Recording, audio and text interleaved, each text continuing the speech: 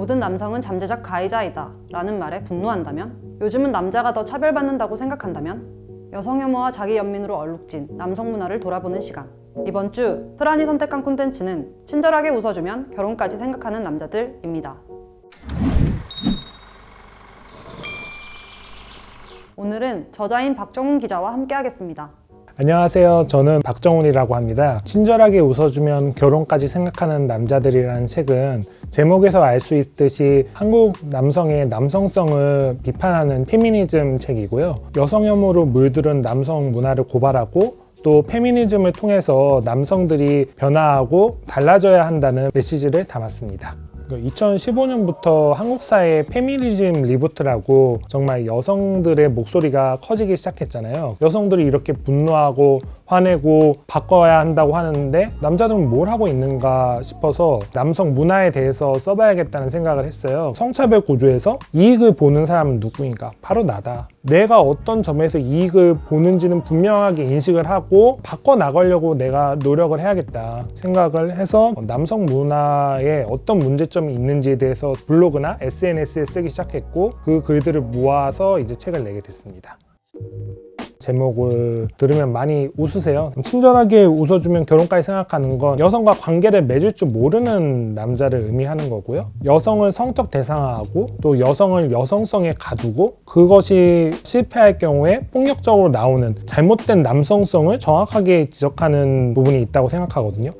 친절하게 웃어주면 결혼까지 생각하는 남자들은 4가지 파트로 구성이 됐는데, 첫 번째 평등한 관계가 그렇게 어려우세요는 여성과 남성의 관계에 맺기에 대한 얘기예요. 수익적이고 권위적인 게 아니라 어떻게 평등하게 맺을 수 있을 것인가에 대해서 고민한 글들을 모았고요. 단언컨대 남성 혐오는 없다라는 게 2번째 파트인데, 남성이 더 약자인 사회라고 많은 분들이 말씀을 하세요. 그런데 통계도 그게 아니라고 부정하고 있고 우리나라에서 일어나는 많은 일들이 여전히 여성이 압도적인 차별을 받고 있다고 증명하고 있거든요. 이번에 서울 메트로에서 채용 성차별이 드러났는데요. 최고 점수를 받은 여성을 떨어뜨리려고 무려 면접 점수를 40점 이상이나 떨어뜨렸다고 하더라고요. 그러한 현실을 얼마나 우리가 알고 얘기하는가, 자기 관점에서만 남성들이 얘기를 하는 것이 아닌가 싶어서 그런 통계나 사례들을 책에서 잘 녹여서 썼습니다.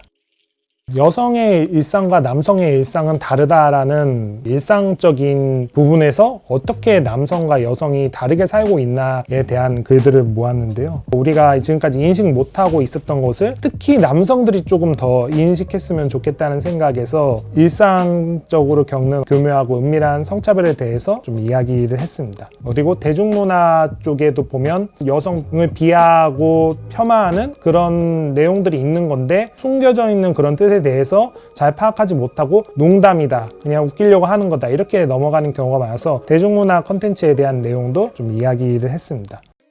도태와 변화, 그 사이에 놓인 남자들이라는 게 마지막 파트인데, 가장 중요한 건 반성이고 그 다음에 연대예요. 과거에 했던 일들에 대해서 충분하게 반성하고 다시는 그러지 않겠다고 얘기하고, 그러고 나서 이제 페미니스트들의 행보와 함께 할 수 있는 그런 남자가 돼야 된다고 생각해서 도태될 것이냐, 아니면 그들과 같이 쭉 앞으로 나갈 것이냐, 그 2갈래길을 제시하고 페미니스트들과 같이 가야 되지 않겠냐는 그런 메시지를 좀 전하고 싶었어요. 20대 지금 젊은 세대가 남성이 더 차별받는 세대라고 하시는 분들이 많은데 사실은 그렇지 않거든요. 단톡방 성희롱이나 디지털 성폭력 문제에서 2030 남성은 절대로 자유로울 수 없거든요. 남성으로서 저지른 폭력, 남성으로서 누려온 이득 같은 것에 대해서 충분히 인지하고 우리는 이러한 특권을 누리지 않고 평등하게 살고 싶다는 걸 분명하게 말했으면 좋겠습니다.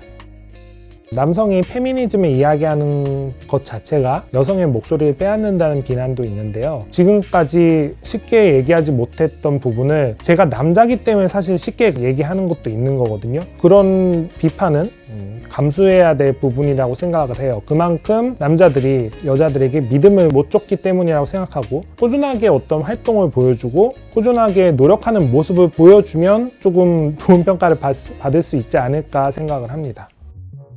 페미니즘은 여성 인권을 증진하기 위한 이론이자 운동이다. 동시에 남성 중심주의 사회에서 비뚤어진 남성성을 바로잡는 방법론이기도 하다. 페미니즘은 여성의 입장에서 사고하고 공감할 수 있는 남성을 만들어가며 기존의 남성성을 해체하는 계기를 마련할 것이다. 남성들을 착각의 늪에서 구해내고 여성과 동등하게 관계 맺는 즐거움을 누리게 하기 위해서라도 페미니즘은 남성에게 필요하다.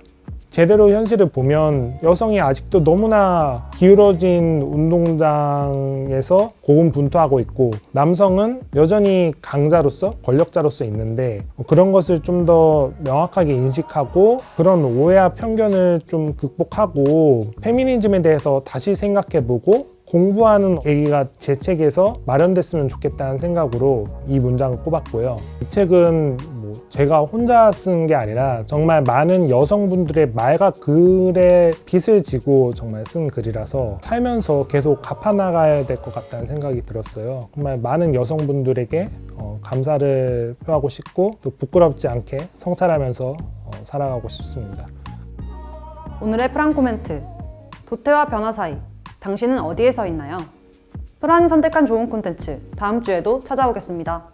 프란을 구독하고 싶다면 왼쪽의 구독 버튼을, 더 다양한 프란픽을 보고 싶다면 아래의 영상을 클릭해주세요.